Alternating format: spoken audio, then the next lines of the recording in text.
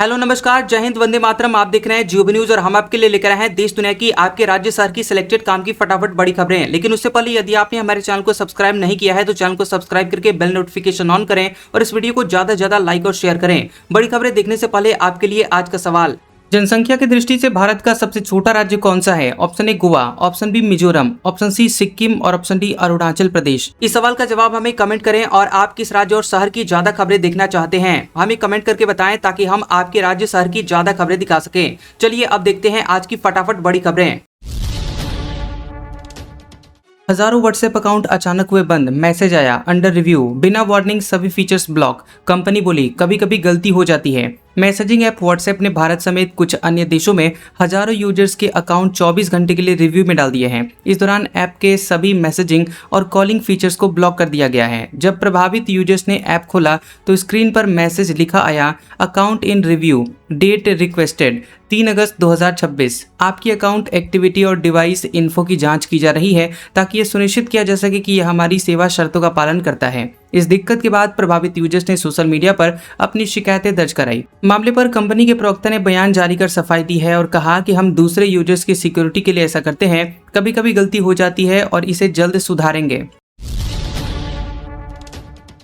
डाबर के 100% शुद्ध दावे वाले प्रोडक्ट पर एफएसएसएआई की रोक। एफएसएसएआई ने शहद, घी समेत कई सामान बेचना बैन किया। 15 दिन में रिपोर्ट मांगी। डाबर के कई सारे प्रोडक्ट की बिक्री पर रोक लगा दी गई है। इनमें शहद और गाय का घी भी शामिल है। ये प्रोडक्ट 100% शुद्धता के दावे के साथ बेचे जा रहे थे और ये रोक खाने पीने के सामानों के मानक तय करने वाली संस्था एफएसएसएआई ने लगाई है। Food safety and standard authority of India FSSAI ने इन दावों को गुमराह करने वाला बताया। इस पर डाबर से 15 दिनों के भीतर रिपोर्ट मांगी है। सोमवार 3 अगस्त को एफएसएसएआई ने सोशल मीडिया के जरिए इस बात की जानकारी दी है। दरअसल एफएसएसएआई के मुताबिक कंपनी की वेबसाइट पर बेचे जा रहे खाद्य पदार्थों पर भ्रामक दावे पाए गए थे और इनमें 100% natural, 100% pure, 100% purity guaranteed, 100% organic और 100% टेंडर कोकोनट वाटर जैसे लेबल शामिल थे। और एफएसएसएआई का कहना है कि 100% दावों का ये उपयोग एफएसएस विनियम 2018 का उल्लंघन करता है। ये दावे अस्पष्ट, असत्यापित और उपभोक्ताओं को गुमराह करने वाले हैं। व्हाट्सएप भारत में एज वेरिफिकेशन टेस्ट कर रहा, कुछ चुनिंदा यूजर्स के साथ नया फीचर शुरू। डेटा प्रोटेक्शन एक्ट के नियमों के पालन की तैयारी।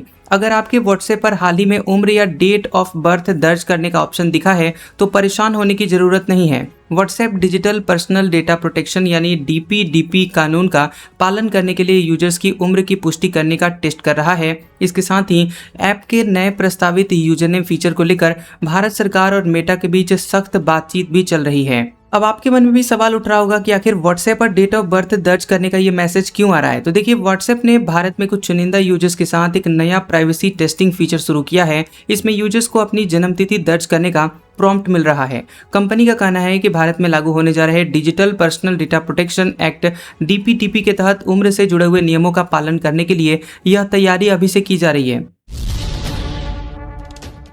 केजरीवाल ने पीएम आवास तक मार्च निकाला, पुलिस ने रोका। फिरोज शाह रोड पर धरने पर बैठे, बोले E20 के खिलाफ 2 लाख से ज्यादा चिट्ठियां भिजवाई। दिल्ली के पूर्व सीएम और आम आदमी पार्टी के संयोजक अरविंद केजरीवाल ने E20 फ्यूल के खिलाफ प्रधानमंत्री आवास तक मार्च निकाला। हालांकि दिल्ली पुलिस ने केजरीवाल, मनीष सिसोदिया, जैस्मिन शाह समेत पार्टी के अन्य नेताओं को फिरोज शाह रोड पर ही रोक दिया। इसके बाद केजरीवाल समेत अन्य आम आदमी पार्टी के नेता फिरोज शाह रोड पर ही बीच सड़क पर धरने पर बैठ गए। आम आदमी पार्टी ने करीब 100 नेताओं और कार्यकर्ताओं के साथ ये मार्च निकाला था।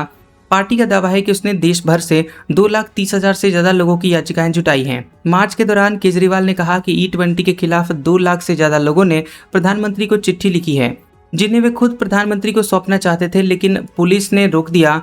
हमने सभी चिट्ठियां पुलिस के हाथों मोदी जी को भिजवाई हैं। केजरीवाल ने बताया कि उन्होंने प्रधानमंत्री को मैसेज भेजा था। उन्होंने कहा कि हमें उम्मीद है कि पीएम हमसे मिलेंगे। आरबीआई ने एफडी के नए नियम जारी किए। स्मॉल फाइनेंस बैंकों को अब ब्याज दर की पूरी जानकारी पहले देनी होगी। Reserve bank of India RBI ने देश के प्रमुख स्मॉल फाइनेंस बैंकों एसएफबीएस को फिक्स्ड डिपॉजिट यानी एफडी कराने वाले निवेशकों के लिए नई गाइडलाइंस जारी की हैं और अब स्मॉल फाइनेंस बैंकों के ग्राहकों को ब्याज दर की पूरी जानकारी पहले मिलेगी।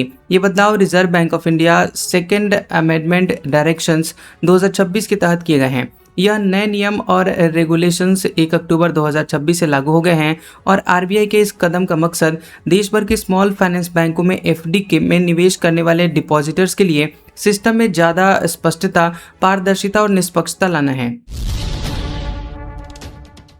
संसद में राम मंदिर चढ़ावा चोरी मामले पर हुआ हंगामा। खड़गे बोले, ईडी कहां है? रिजिजू ने कहा, विपक्ष घड़ियाली आंसू बहा रहा। संसद के मानसून सत्र के 12वें दिन राम मंदिर चढ़ावा चोरी मामले को लेकर दोनों सदनों में हंगामा हुआ। वहीं लोकसभा की कार्यवाही सिर्फ 19 मिनट चल पाई। वित्त मंत्री निर्मला सीतारमण ने इस दौरान टैक्स संशोधन से जुड़े हुए बिल पेश किए। इसके बाद सदन बुधवार तक के लिए स्थगित हो गई। राज्यसभा की कार्यवाही दिन में 2 बार स्थगित हुई। 11 बजे कार्यवाही शुरू होने के आधे घंटे के भीतर ही स्थगित हो गई। दोपहर 12 बजे के कार्यवाही दोबारा से शुरू हुई, लेकिन 20 मिनट ही चल पाई। दोपहर 2 बजे कार्यवाही फिर से शुरू हुई। इससे पहले राज्यसभा में नेता विपक्ष मल्लिकार्जुन खड़गे और संसदीय कार्यमंत्री किरण रिजिजू के बीच बहस हो गई। खड़गे ने कहा कि राम जन्मभूमि तीर्थ क्षेत्र ट्रस्ट का गठन केंद्र सरकार ने किया था। ट्रस्ट को 70 एकड़ से ज्यादा जमीन सौंपी और पीएम खुद राम मंदिर से जुड़े हर आयोजन में शामिल हुए। अब ईडी, सीबीआई और अन्य केंद्रीय जांच एजेंसियां कहां हैं? सरकार को सदन में इसका जवाब देना चाहिए। 6 साल बाद फिर लग सकती है यूपीआई फीस। 2020 में हटाया गया था एमडीआर शुल्क। अब वित्त मंत्रालय ने पेमेंट एक्ट में बदलाव का प्रस्ताव रखा। वित्त मंत्रालय ने डिजिटल पेमेंट से जुड़े हुए कानूनों में संशोधन का प्रस्ताव दिया है और इससे भविष्य में यूपीआई पेमेंट पर एमडीआर यानी मर्चेंट डिस्काउंट रेट दोबारा से लागू किया जा सकता है। इस फैसले का आम यूजर्स, दुकानदारों और बैंकिंग सिस्टम पर असर पड़ेगा। महाना ने यूपी विधानसभा से निकाला। समाजवादी पार्टी के विधायक धरने पर बैठे। नेता प्रतिपक्ष के मनाने पर उठे। योगी बोले, मार्शलों से मारपीट की कोशिश की। यूपी विधानसभा में राम मंदिर के चढ़ावा चोरी पर जमकर हंगामा हुआ। विधानसभा अध्यक्ष सतीश महाना ने समाजवादी पार्टी के विधायक सचिन यादव को पूरे दिन के लिए सदन से निष्कासित कर दिया। इसके बाद सचिन यादव विधानसभा के बाहर धरने पर बैठ गए। उनके समर्थन में रागिनी सोनकर, अतुल प्रधान समेत 20 से अधिक समाजवादी पार्टी के सांसद भी पहुंच गए। वहीं समाजवादी पार्टी के विधायकों को मनाने नेता प्रतिपक्ष माता प्रसाद पांडे पहुंचे। उन्होंने सचिन यादव और अन्य विधायकों से बातचीत की। माता प्रसाद पांडे के समझाने के बाद सचिन यादव ने धरना खत्म किया। अनंत सिंह बोले, नीतीश होते तो बांकीपुर में हार नहीं होती। जनता के बीच मैसेज गया कि जबरन हटाया गया। गिरिराज बोले, नीतीश के टाइम भी हारे थे। पटना के बांकीपुर उपचुनाव में जनसुराज के प्रशांत किशोर ने बड़ी जीत दर्ज की है। ये जीत इसलिए भी बड़ी है क्योंकि उन्होंने बीजेपी के राष्ट्रीय अध्यक्ष नितिन नवीन के गढ़ में उनके ही उम्मीदवार नीरज सिन्हा को 19,324 वोटों से हरा दिया। 32 राउंड की मतगणना के बाद प्रशांत किशोर को 64,151 वोट मिले, जबकि बीजेपी के नीरज सिन्हा को 44,827 वोट मिले। राजद की रेखा कुमारी की जमानत जब्त हो गई। वहीं बांकीपुर में बीजेपी की हार के बाद अब राजनीतिक दलों की प्रतिक्रियाएं भी आनी शुरू हो गई हैं। पूर्व सीएम नीतीश कुमार ने संसद भवन में पीएम मोदी से मुलाकात की और बताया जाता है कि बांकीपुर में हार को लेकर भी दोनों के बीच चर्चा हुई है। एनडीए के सहयोगी जदयू ने बांकीपुर की हार पर बीजेपी को नसीहत दी है। बाहुबली और जदयू विधायक अनंत सिंह ने कहा कि अगर नीतीश कुमार मुख्यमंत्री रहते तो बिल्कुल ऐसा नहीं होता। वहीं बीजेपी सांसद और केंद्रीय मंत्री गिरिराज सिंह ने कहा कि हम परिणाम को स्वीकार करते हैं, लेकिन इससे किसी को बहुत खुश होने की जरूरत नहीं है। दुनिया भर में फूड कंपनियों की मुकदमेबाजी में लगे 600 साल। डब्ल्यूएचओ का आरोप, अदालती चक्करों में फंसाकर मोटापे की मुहिम कमजोर कर रहे हैं ब्रांड्स। दुनिया की सबसे बड़ी ultra processed food, packaged chips, नमकीन, क्रिस्प्स कंपनियां सेहतमंद खान पान को बढ़ावा देने वाली सरकारी नीतियों को अदालतों में घसीटकर मोटापे के खिलाफ वैश्विक मुहिम को कमजोर कर रही हैं। विश्व स्वास्थ्य संगठन यानी डब्ल्यूएचओ के महानिदेशक टेड्रोस अधनॉम घेब्रेयेसस का तो कम से कम यही मानना है। उनका कहना है कि इन कंपनियों की मुकदमेबाजी की वजह से देशों को स्वास्थ्य और कानूनी खर्च में मद में हजारों करोड़ रुपए गंवाने पड़ रहे हैं। दिलचस्प ये है कि ज्यादातर मुकदमे कंपनियां हार जाती हैं, फिर भी मुकदमा ठोकना नहीं छोड़ती। एक नई मल्टी कंट्री यानी कई देश जांच के मुताबिक जितने भी मुकदमों का फैसला आ चुका है, उनमें से 3/4 में सरकारों की ही जीत हुई है। एप्पल के ऐप स्टोर पर वापस लौटा टेलीग्राम। पेज नॉट फाउंड का मैसेज दिखने के बाद रीस्टोर हुआ। जल्द सभी यूजर्स के लिए उपलब्ध होगा। टेलीग्राम एप्पल ऐप स्टोर पर आ गया है। टेलीग्राम ने सर्विस रीस्टोर होने की जानकारी दी है। कंपनी ने कहा कि ये ऐप रीस्टोर कर लिया गया है और जल्द ही ये सभी यूजर्स के लिए उपलब्ध हो जाएगा।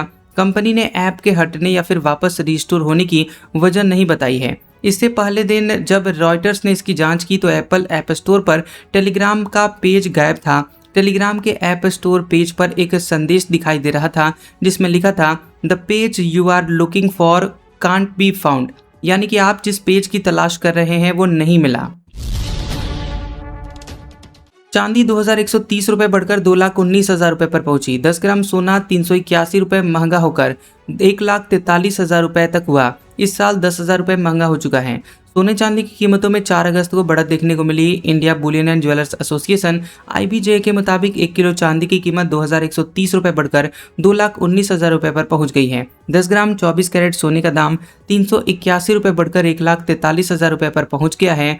वहीं इस साल सोने चांदी की कीमत में लगातार उतार चढ़ाव देखने को मिल रहा है। सोना 2026 में अब तक 10,000 रुपये महंगा हुआ है। 31 दिसंबर 2025 को 10 ग्राम सोना 1,33,000 रुपये के ऊपर था, जो कि अब 1,43,000 रुपये पर पहुंच गया है। वहीं चांदी की कीमत में 12,000 रुपये की गिरावट है। चांदी 31 दिसंबर 2025 को 2,30,000 रुपये किलो थी, जो कि अब 2,18,000 रुपये पर है। और इस दौरान 29 जनवरी को सोने ने 1,76,000 रुपये और चांदी ने 3,86,000 रुपये का ऑल टाइम हाई भी बनाया था। ईरान के विदेश मंत्री अरागची को हटाने की तैयारी, दावा राष्ट्रपति पजेशकियान की ताकत घटी, सुप्रीम लीडर की इस्लामिक फोर्स ज्यादा पावरफुल। ईरान के कुछ सांसद विदेश मंत्री अब्बास अरागची को पद से हटाने की तैयारी कर रहे हैं। ईरान इंटरनेशनल की रिपोर्ट के मुताबिक सीनियर सांसद होसैन अली हाजी देली गानी ने कहा कि हम अरागची के खिलाफ महाभियोग लाने के लिए सबूत और जरूरी दस्तावेज जुटा रहे हैं और सही समय आने पर यह प्रक्रिया शुरू करेंगे। दूसरी ओर इजरायली चैनल 14 की रिपोर्ट के मुताबिक सुप्रीम लीडर मुज्तबा खामेनी ने सुरक्षा और विदेश नीति से जुड़े हुए अहम मामलों में राष्ट्रपति मसूद पजेशकियान की भूमिका सीमित कर दी है। पंजाब में ISI समर्थित आतंकवादी मॉडल का भंडाफोड़, रेलवे ट्रैक पर CCTV लगाकर रेकी करने वाले 9 गिरफ्तार, पेट्रोल बम बरामद। वहीं विदेशी हैंडलरों से संपर्क, अमृतसर कमिश्नरेट पुलिस ने एक बड़े आतंकवादी विरोध अभियान के दौरान पाकिस्तान की खुफिया एजेंसी ISI से जुड़े हुए 2 सीमा पार आतंकवादी मॉडल का भंडाफोड़ किया है और इस कार्रवाई में पुलिस ने 4 नाबालिगों समेत कुल 9 आरोपियों को गिरफ्तार किया है और इनके कब्जे में से 3 अवैध पिस्तौल, जिंदा कारतूस, 4 पेट्रोल बम, CCTV कैमरे, एक मोटरसाइकिल और अन्य सामान बरामद किया गया है। पुलिस कमिश्नर गुरप्रीत सिंह भुल्लर ने प्रेस कॉन्फ्रेंस में बताया कि पहला मॉड्यूल रेलवे ट्रैक के पास CCTV कैमरे लगाकर वहां की लाइव फुटेज पाकिस्तान में बैठे ISI हैंडलरों तक भेज रहा था। शुरुआती जांच के मुताबिक इसका उद्देश्य रेलवे समेत महत्वपूर्ण प्रतिष्ठानों की रेकी करना और देश की सुरक्षा से जुड़ी संवेदनशील जानकारी जुटाना था। पुलिस ने समय रहते कार्रवाई कर इस साजिश को विफल कर दिया है। पटना में छात्रों का प्रदर्शन, वाटर कैनन पर डांस, बैरिकेडिंग तोड़ी, सड़कों पर लेटे, उठाकर ले गई पुलिस, CM हाउस घेरने निकले थे।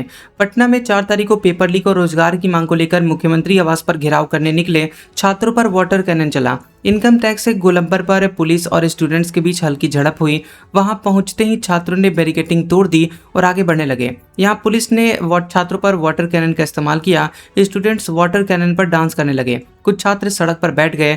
पुलिस ने के अधिकारियों ने उन्हें उठाकर वहां से हटाया। प्रदर्शन के दौरान NSUI के राष्ट्रीय अध्यक्ष विनोद जाखड़ भी सड़क पर लेट गए, सरकार के खिलाफ नारेबाजी की। वहीं कांग्रेस के प्रदेश अध्यक्ष राजेश राम छात्रों के साथ बैरिकेडिंग पर चढ़कर सरकार के खिलाफ नारेबाजी करते दिखाई दिए। कश्मीर में टारगेट किलिंग रोकने की तैयारी, प्रवासी मजदूरों के लिए क्लस्टर बनेंगे, थाने में देनी होगी जानकारी। 4 दिन पहले 2 की जाने गई थी। कश्मीर के कुलगाम में 4 दिन पहले 2 बाहरी मजदूरों की आतंकवादियों ने हत्या कर दी थी और इस हत्या के बाद जम्मू कश्मीर प्रशासन ने नई सुरक्षा नीति पर चर्चा तेज कर दी है।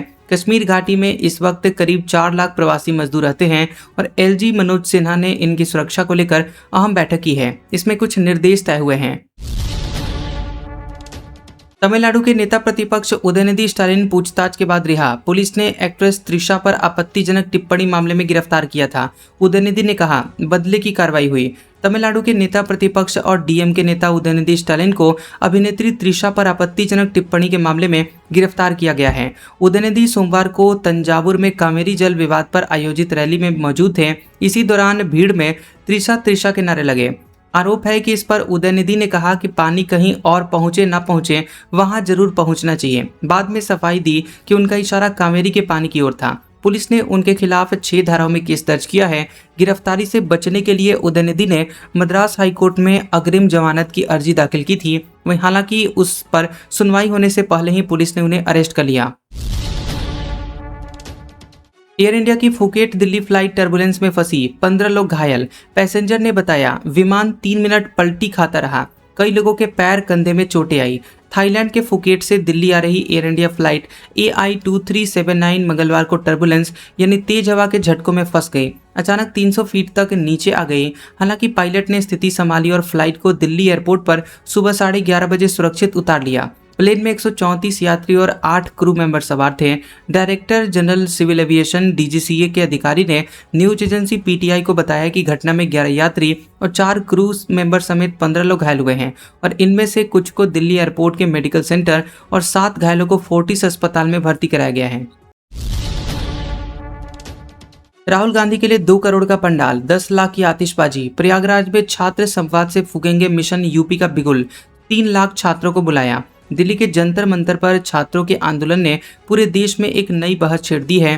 राहुल गांधी शिक्षा का हब कहलाने वाले प्रयागराज से छात्रों की नब्ज पकड़ने की तैयारी में हैं, जिससे विधानसभा चुनाव में युवाओं को कांग्रेस की लहर के तौर पर लाया जा सके। प्रयागराज में राहुल गांधी के बहुप्रतीक्षित छात्र संवाद कार्यक्रम की तैयारी चल रही है। 8 अगस्त को KP कॉलेज मैदान में राहुल गांधी करीब 3 लाख छात्रों से सीधा बात करेंगे और कार्यक्रम की खास बात यह है कि ये शाम 5 बजे से शुरू होगा। इसमें सभी छात्रों के चाय पानी की व्यवस्था है और कुछ के लिए रात के खाने का भी इंतजाम है। छात्रों को फ्री ई-रिक्शा की सुविधा भी दी जाएगी।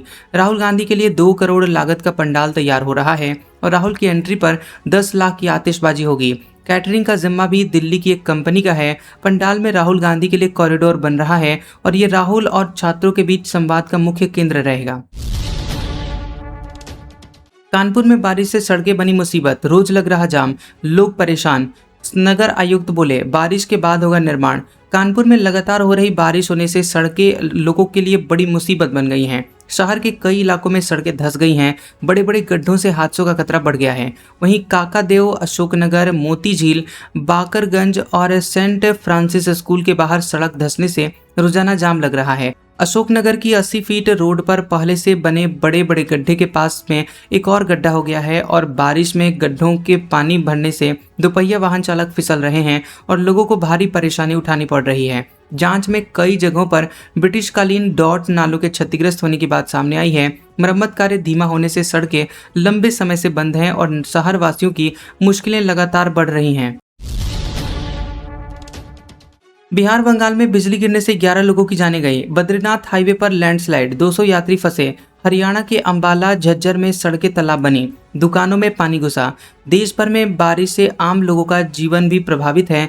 बिहार और पश्चिम बंगाल में बिजली गिरने से 11 लोगों की जानें गई हैं। 14 लोग घायल हुए हैं और मरने वालों में बिहार के अलग अलग जिलों के 7 और बंगाल के हावड़ा के 4 लोग शामिल हैं। उत्तराखंड के चमोली में बद्रीनाथ हाईवे पर लैंडस्लाइड हुई है। सड़क पर पहाड़ी से मलबा और बोल्डर गिरने से यातायात बाधित हो गया है। इसके कारण करीब 200 यात्री फंस गए हैं और सोमवार रात 9 बजे से रास्ता खुलने का इंतजार कर रहे हैं। इधर हरियाणा के अंबाला और झज्जर में रात भर बारिश हुई, इससे सड़कें तालाब बन गई, दुकानों में पानी घुस गया। उत्तर प्रदेश के आगरा में रात 1 बजे से रुक रुक कर बारिश हो रही है और कई इलाकों में 2 से 3 फीट तक पानी भर गया। स्कूलों में छुट्टी घोषित कर दी गई है। वहीं बाराबंकी में 2 घंटे की तेज बारिश से बस स्टेशन पर पानी भर गया। आज का सुविचार, ये दुनिया है साहब, यहाँ होठों से नहीं नोटों से बात होती है। कैसा लगा ये वीडियो हमें कमेंट सेक्शन में जरूर बताएं। वीडियो पसंद आया हो तो वीडियो को लाइक और शेयर करें और ऐसी इंटरेस्टिंग वीडियोस देखने के लिए हमारे चैनल जियोबी न्यूज को सब्सक्राइब करें और बेल आइकॉन को दबाएं। और हमारे ओल्ड और लेटेस्ट वीडियोस देखने के लिए हमारे प्लेलिस्ट और कम्युनिटी टैब को जरूर चेक करें। तो मिलते हैं अगले वीडियो में, तब तक के लिए आपका शुक्रिया।